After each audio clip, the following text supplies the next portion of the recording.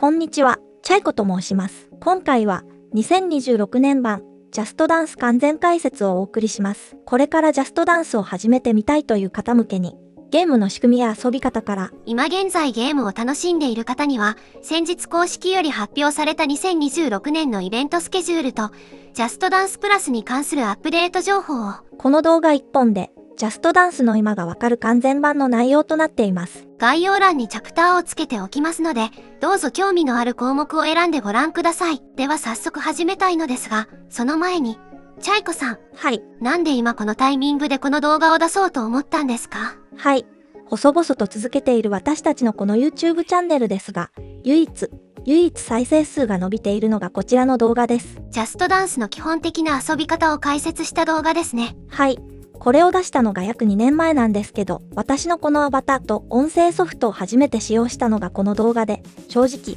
編集のクオリティがいまいちなんです。それにこの2年間で色々機能が追加になっているので、この動画だけでは内容が不十分で、多くの方にアクセスいただいているにもかかわらず、ちゃんとした動画を提供できていない、という状態にずっとモヤモヤした気持ちを感じていたんです。なので、2026年の最新のアップデート情報があったこのタイミングで完全版を作り直すことにしました。なるほど。でも制作者がこっちの方がうまくできた、完璧と思っても、そういう動画に限って全然再生数が伸びずその他の動画に埋もれて忘れ去られていくっていうのが YouTube あるあるな気がするんですけど、この動画は大丈夫でしょうか？というわけで、一人でも多くの方にこの動画が届くように、少しでも参考になったよと思ったら高評価ボタンを押していただけると嬉しいです。よろしくお願いします。では前振りが長くなりましたが、本編をどうぞご覧ください。ではまず、ジャストダンスとはどういうゲームなのかを解説していきます。初めてジャストダンスが発売されたのが2009年、それ以降現在に至るまで、毎年新しいソフトが発売され続けています。で、2022まではそれぞれ単体のソフトとしてリリースされていたのですが、2023エディションからは形式が変わり、ジャストダンスという一つのソフトの中に全て含まれるようになりました。この動画で説明するのは、このジャストダンスになります。実際に中を覗いてみるとこんな感じです。私は全てのエディションを購入していますので、まず2026エディションの曲があって、その下に2025、2024、2023の各エディションの曲が並んでおり、一つの画面で全ての曲を操作できるようになっています。遊び方は、好きな曲を選んだら、画面に映るコーチに合わせてダンスをし、どれだけ正確に動くことができたかによって採点がされるゲームです。遊び方はシンプル、けどハイスコアを取るのはなかなか一筋縄ではいかず、一度その楽しさを知ってしまうとどんどんハマってしまう、そんなゲームです。ジャストダンスの購入の仕方です。例えばマイニンテンドーストアでジャストダンスと検索すると、いくつも出てきて、一体どれを買えばいいんだと迷うかもしれません。このジャストダンス、無料と書いてあるのが大元のソフトです。そして毎年発売される各エディションは、このソフトに入れるための追加コンテンツのようなものになります。まず、この無料となっているソフトをダウンロードすると、体験版を利用することができます。で、本格的にゲームをプレイしたい場合は、各エディションのソフトを購入する。という形になります。もちろんこの体験版を利用せずに、最初から購入することもできます。また、アルティメットエディション、デラックスエディションと書かれたソフトがありますが、これらは後半で説明するジャストダンスプラスの利用券があらかじめセットになっているものです。また、この画面で気になるのが2024エディションです。値段が書かれていません。そして2023エディションに関しては検索しても出てきません。ではこの2つはもう購入できないのかというと、2026年2月現時点ではそんなことはなく、ゲーム内に購入ページがあり、ここから購入することができます。ただ、ちょっと注意点がありますので、もしこのどちらかの購入を考えている方は、後に出てくるジャストダンスプラスの説明もぜひお聞きください。購入方法に関しては、ダウンロード版の他に、スイッチの場合はパッケージ版も市販されています。ただ中に入っているのはゲームカードではなく、ソフトをダウンロードするためのコードが書かれたカードです。任天堂 e ショップでこのコードを入力し、ソフトをダウンロードする必要があります。なお、このダウンロードコードには有効期限があります。例えば2026エディションの場合は、2027年12月31日までです。特に、古いエディションのパッケージ版を購入する際にはこの期限にご注意ください。またこれはダウンロード版、パッケージ版共通で言えることですが、ソフトを購入やダウンロードをする際に、購入済みの商品が含まれていますといったメッセージが表示されることがあります。これはゲームの入れ物となる無料ソフトをすでに所有しているという意味ですので、同じエディションを二重に購入した覚えがなければ、このメッセージは無視して大丈夫です。次はジャストダンスをプレイするにあたって必要なものです。現在ジャストダンスに対応しているゲーム機はこちらになります。プレイステーションと Xbox ではスマートフォンをコントローラーとして使用します。ですので、ご自身のスマートフォンとそれをゲーム機に接続するための Wi-Fi が必要です。スイッチおよびスイッチ2ではジョイコンをコントローラーとして使用できます。また、複数人で遊ぶ場合や、全身の動きで採点するカメラコントローラーを使用したい場合には、スマートフォンと Wi-Fi が必要になります。ジャストダンスは、基本的にはオンライン上でプレイします。プレイする楽曲へはオンラインでアクセスし、また自分が出したスコアなどのアクティビティもオンライン上のサーバーに保存されますので、インターネット接続が必要です。ですが、最大40個までマップをゲーム機にダウンロードすることができます。ダウンロードしたマップについては、スイッチでジョイコンを使用する場合なら、インターネットに接続していないオフラインの状態でもプレイすることができます。ですが、サーバーに接続されていない状態ですので、出したスコアを保存することはできません。なお、2023エディションと2024エディションの日本版限定で収録されているこの2つのマップについては、ダウンロードすることができませんのでご注意ください。また、スマートフォンをコントローラーとして使用する場合は、そもそも Wi-Fi でゲーム機と接続しますので、ダウンロードした曲をプレイする場合でも、必然的にインターネット接続が必要になります。各プラットフォームのアカウントに加えて、ゲームの制作会社である UBI ソフトのアカウントが必要です。最初にゲームを起動した際に、UBI ソフトのアカウントが求められますので、すでに持っている方はそれを利用していただき、持っていない方はその場で作成することができます。そして各プラットフォームのアカウントと連携させた上で、ゲームに接続します。なお、ゲーム内からアカウントを作成しようと思ってもできない場合、入力したユーザー名が他のユーザーによってすでに使用されているなど、何かが引っかかっている可能性があります。スマホやパソコンから UBI ソフトのサイトにアクセスいただき、そこで作成してみてください。あとは、後ほど説明するオンラインマルチプレイを利用するには、Nintendo Switch Online などのサブスクリプションサービスに加入している必要があります。では次は、ジャストダンスのプレイの仕方と様々な機能について紹介します。プレイ方法は、まずコントローラーを用意します。ジャストダンスには2種類の採点方法があり、1つ目はコントローラーを右手に持って、右手の動きのみで採点がされるハンドコントローラー。スイッチの場合はジョイコンでプレイできますが、その他のプラットフォームではご自身のスマートフォンを使用します。ハンドコントローラーでは複数人、最大6人まで同時にプレイすることができます。その場合は人数分のコントローラーが必要で、スイッチの場合はジョイコンとスマートフォンを混ぜて利用することができます。ただし、スコアを保存できるのはメインプレイヤー1人分のみで、それ以外のプレイヤーが出したスコアを保存することはできません。2つ目は全身の動きで採点をするカメラコントローラー。これはスマートフォンのカメラ機能を使用します。なお、カメラコントローラーは1人プレイ専用で、複数人でのマルチプレイには対応していません。また、2025、2026エディションに収録されている曲はすべてカメラコントローラーでプレイできますが、2023、2024エディションは、現時点では一部の曲が非対応となっています。スマートフォンをゲームに接続する方法です。まず、Google プレイや App Store から、ジャストダンスコントローラーのアプリをスマートフォンにダウンロードしてください。そしてゲーム機とスマートフォンをそれぞれ同じ Wi-Fi に接続させた上で、ゲームとアプリを起動します。そうするとそれぞれこのような画面になりますので、アプリでこの QR コードを読み取ってください。もし QR コードが読み取れない場合は、コードを入力することもできます。接続が完了しこの画面が表示されたら、カメラコントローラー、もしくはメインのハンドコントローラーとして使用する場合は自分を複数人でのプレイで、2台目以降として使用する場合は、新規プレイヤーを選択してください。ではコントローラーの用意ができたら、ハンドコントローラーでプレイしたい場合は右手にコントローラーを持ってください。カメラコントローラーでプレイしたい場合は、全身がカメラに映る位置にスマートフォンを設置します。カメラコントローラーのプレイ方法の詳細については、こちらの動画で解説していますので参考にしてください。そうしたら、踊りたいマップを選んで、踊りたいコーチを選択したら、ゲームスタートです。コーチの動きに合わせて踊りましょう。画面の右下には体の動かし方を表したピクトグラムが表示されます。左側に表示されているのがスコアです。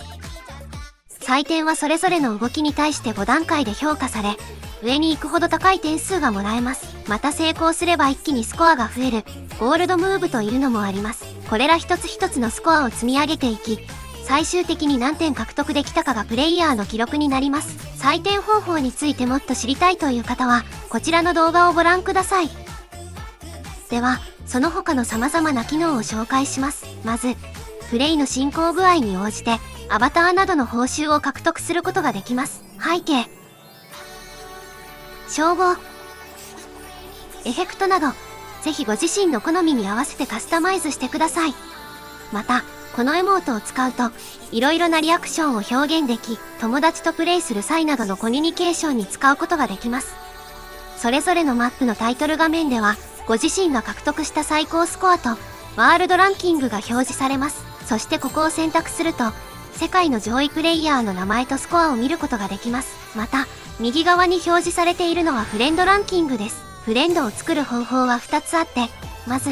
スイッチなどのプラットフォームや、すでに UBI ソフトのフレンドになっている相手がいたら、自動的にここに表示されます。2つ目はゲーム内でフレンドを増やす方法です。先ほどのワールドランキングの上位プレイヤーを選択すると、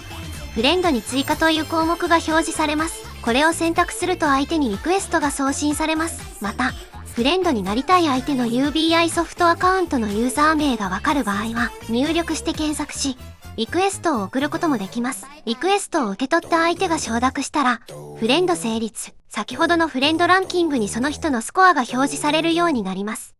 フレンドになると利用できる機能があります。それがオンラインマルチプレイです。これは離れている相手と、使用しているプラットフォームに関わらずオンライン上で一緒にプレイできる機能です。ここを開くと、フレンドの中で現在ゲームをプレイしている人が表示されるはずなのですが、投稿主の場合、ありがたいことにたくさんの方からフレンドのリクエストをいただき、それを全部承諾していたら人数が多すぎたのか、このページが機能しなくなってしまいました。なので申し訳ありません。映像をお見せできないのですが、ここからオンライン中のフレンドを選んで、招待を送ることができます。招待を受け取った相手が承諾をしてくれたらグループが作成され、同時に同じ曲をプレイして楽しむことができます。このグループには最大6人まで参加することができ、世界中のプレイヤーとつながることができます。なお、先ほどもお話ししましたが、オンラインマルチプレイを利用するには、各プラットフォームのサブスクリプションサービスへの加入が必要となっています。利用方法の詳細は、公式が出している動画があります。概要欄にリンクを貼っておきますのでそちらをご覧ください。次はチャレンジモードです。フレンドランキング、もしくはワールドランキングでプレイヤーを選択すると、チャレンジという項目があります。これを選択すると、相手のスコアに挑戦することができます。プレイ中はお互いの採点のエフェクトが表示されるため、一緒にプレイしているような気分が味わえ、最終的にどちらが得点できたかを競います。なお補足ですが、このチャレンジモード、勝負に勝つと相手に通知が届く仕様になっているようです。その通知を自分が受け取るかどうかは、設定の秘密保持のページの中で選択することができます。あまりメンタルが強くない私たちは、受信しないに設定していますので、皆さん、この名前を見かけた際には、気にせずどんどんチャレンジしていただいて大丈夫です。次はワークアウトモードです。ジョイコンの場合なら R ボタン、スマートフォンの場合ならこのアイコンを選択すると、ワークアウトモードへと切り替わります。これはハンドコントローラー、カメラコントローラーどちらでも利用できる機能で、プレイ中に動いた分のカロリーを計測してくれます。プレイした時間、曲数もカウントされますので、ダイエットや運動目的でプレイしたい方にはとても便利な機能です。他には、一味違った遊び方を楽しめる機能もあります。アクティビティのタブを開くと、パーティーモードというのがあります。これは1人から最大6人までのローカルプレイに対応した機能です。カメラコントローラーやオンラインマルチプレイには対応していません。一つ一つテストをこなしていき、クリアを目指すという遊び方で、マップをプレイする間に様々な妨害が出てきたり、特定のアクションをするよう指示が出されたりと、ただ踊るだけではない、ゲーム性がアップしたプレイを楽しむことができます。難易度、セッションの長さを自由に設定でき、友達や家族でワイワイ盛り上がるのにもおすすめのモードです。先ほどのアクティビティのページの中にはもう一つ、プレイリストがあります。ここでは、テーマごとにマップが集められたプレイリストが用意されており、また、自分で自由にマップを登録して、オリジナルのリストを作成することもできます。このように、ジャストダンスでは様々な機能を楽しむことができますので、ぜひその時の気分に合わせて色々活用してください。では次は、収録曲の仕組みです。まず、毎年発売される各エディションには、それぞれ約40曲収録されています。これら一つ一つのダンスはマップと呼ばれており、中にはバージョンの異なる複数のマップが収録されている曲もあります。各エディション、マップ数にすると50前後のダンスが収録されています。どのような曲が収録されているのかというと、主に世界の有名アーティストのヒット曲です。最新のヒット曲から80年代や60年代といった往年の名曲まで、あらゆる年代が網羅されており、また、ポップス、ロック、ラテンなど、ジャンルも多種多様です。また難易度も4段階で設定されており、比較的簡単な振り付けのものから、プロレベルの超高難度のダンスまで揃っています。どのエディションを購入しようか迷った場合は、まずはどんな曲が収録されているかを基準に選んでいただくと良いと思います。なお、これは私個人の感想ですが、2023、2024エディションよりも、2025、2026エディションの方が振り付けが簡単なマップが多い気がします。ダンスや体を動かすことに慣れていなくて、特に曲にこだわりがないという方なら、このどちらかのエディションを選んでいただくのが良いのかなと思います。また、2023、2024エディションを購入する場合は次の点にご注意ください。この2つのエディションは、カメラコントローラーに対応していないマップがあります。また、一部のマップがこれから説明するジャストダンスプラスでもプレイできるようになりました。では、そのジャストダンスプラスとは何かですが、ジャストダンスは各エディションを購入する他に、プレイできる曲を増やす方法が2つあります。ジャストダンスプラスとミュージックパックです。ジャストダンスプラスは、料金を払って一定期間利用ができるサブスクリプションサービスです。この動画の作成時点でプレイできる曲の数は441。マップ数にするとなんと505あります。各エディションを購入すると、ジャストダンスプラスの1ヶ月無料トライアルがついてきますので、1ヶ月間は追加料金なしで利用できますが、さらにプレイしたいという場合は利用券を購入します。ソフトを買った上にさらに料金を払うのをと思うかもしれませんが、数千円で何百というマップが1年間踊り放題というのは、私はすごくお得なサービスだと思います。ジャストダンスプラスを利用する際にはいくつか注意点があります。まず、利用するには、いずれかのエディションを1つ以上持っている必要があります。これらのエディションを購入せずに、ジャストダンスプラスにだけ加入するということはできません。また、ジャストダンスプラスのマップはダウンロードをすることができません。ですので、プレイする際は必ずインターネットに接続している必要があります。また、カメラコントローラーに対応しているマップは一部のみで、多くのマップが非対応な点もご了承ください。それと、スイッチとスイッチ2の両方の機器を使用している場合、ジャストダンスプラスの利用券はどちらか片方のみにしか適用できません。切り替えは、ゲーム機内の任天堂 e ショップで設定できます。詳しくは、任天堂の特定ソフトの利用券を共有できる本体について、問いご案内を参照してください。で、ジャストダンスプラスの505マップの中には、先ほどお話しした2023と2024エディションのマップも含まれています。2024エディションについては、現時点ではまだ一部のマップしか収録されていませんが、今後増える予定です。つまりこれはどういうことかというと、例えばこれからジャストダンスを始める人が2023エディションに収録されている BTS のダイナマイトをプレイしてみたいなと思った場合、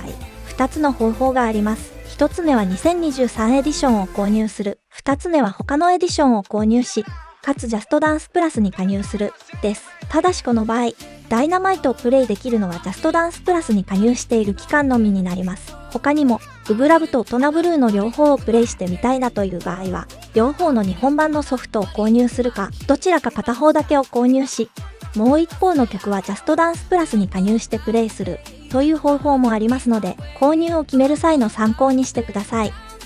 ではジャストダンスプラスには他にどういうマップが収録されているのかも説明します。まずはジャストダンスプラス専用に制作されたマップです。ジャストダンスでは1年を通して定期的に新作のマップが追加されていて、それらはジャストダンスプラスに加入している人のみがプレイすることができます。今年2026年はどういうスケジュールで曲が追加されるかについては、先日、ゲーム公式より発表がありましたので後ほど説明します。ではそれ以外のジャストダンスプラスの大部分を占めるこれらのマップは何かというと、2022以前のジャストダンスに収録されていたマップたちです。といっても、過去のマップすべてが入っているというわけではなく、例えば昔のジャストダンスに入っていた初音ミクのダンスが踊りたいんだよなという場合、残念ながらジャストダンス Wii U に入っていた Tell Your World は収録されていないのですが、この3曲は収録されていますので、ジャストダンスプラスでプレイすることができます。具体的にどういった曲が収録されているのか知りたいという場合は、ジャストダンスのファンサイトで一覧を見ることができますので、よかったら覗いてみてください。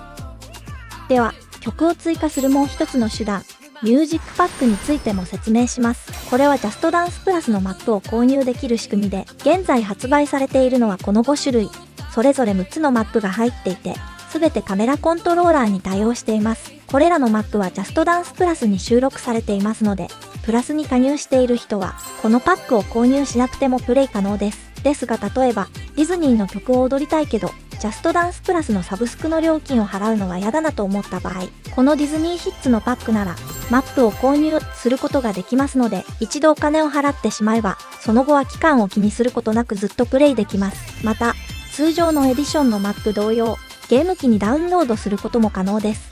購入は、ゲーム内のショップのページでできます。なお、ジャストダンスプラス同様、通常のエディションのソフトを1つ以上持っている人が利用できます。ミュージックパックだけを購入するということはできませんのでご了承ください。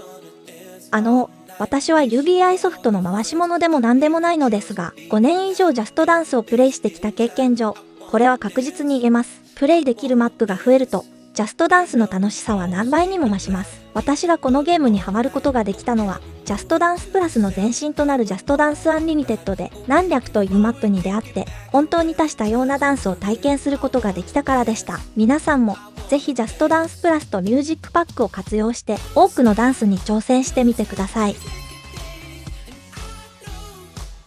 では最後に、先日ゲーム公式より発表された2026年のイベントカレンダーとジャストダンスプラスに関する情報をお伝えします。まず1月に新作としてマネープルアップがジャストダンスプラスに追加されました。このマップは12月にアメリカと欧州向けに LG のスマートテレビでジャストダンスナウがプレイできるというサービスが開始されたのですが、そのジャストダンスナウの LGTV バージョン限定で配信されていたものです。それが今回ジャストダンスプラスでもプレイできるようになりました。その後、1月から2月にかけて2023エディションのマップの多くがジャストダンスプラスに追加、そしてカメラコントローラーでもプレイできるようになりました。そして2024エディションのマップについても同様に、今後順次、ジャストダンスプラスに追加、カメラコントローラー対応となる予定です。アーティスト側とのライセンス条件などにより、一部のマップはどうしても対象外となってしまうそうなのですが、現時点でのプラスでプレイできるマップとカメラコントローラーでプレイできるマップはこのようになっています。正直、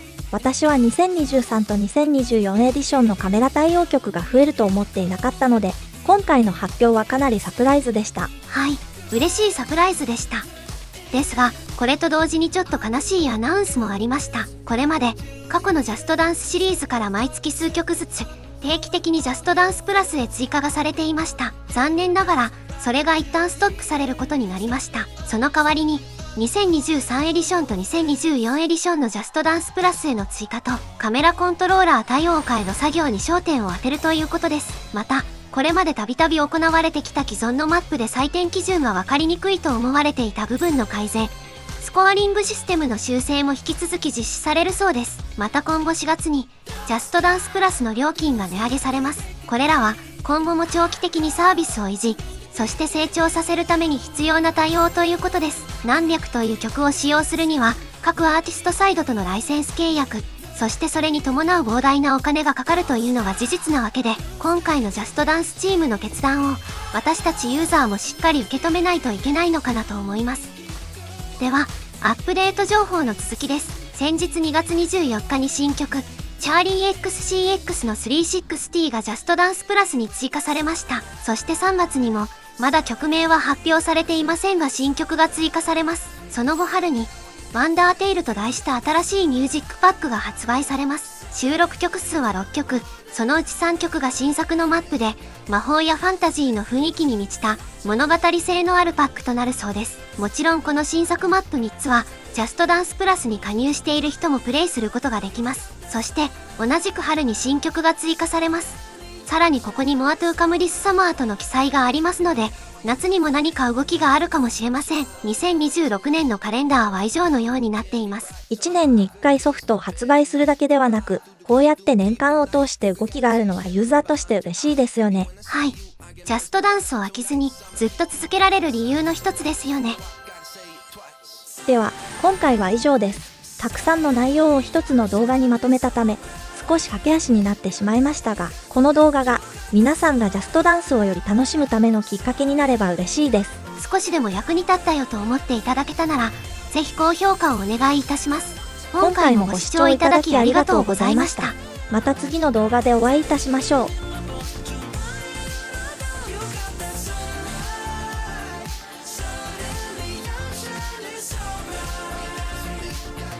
Dance with me.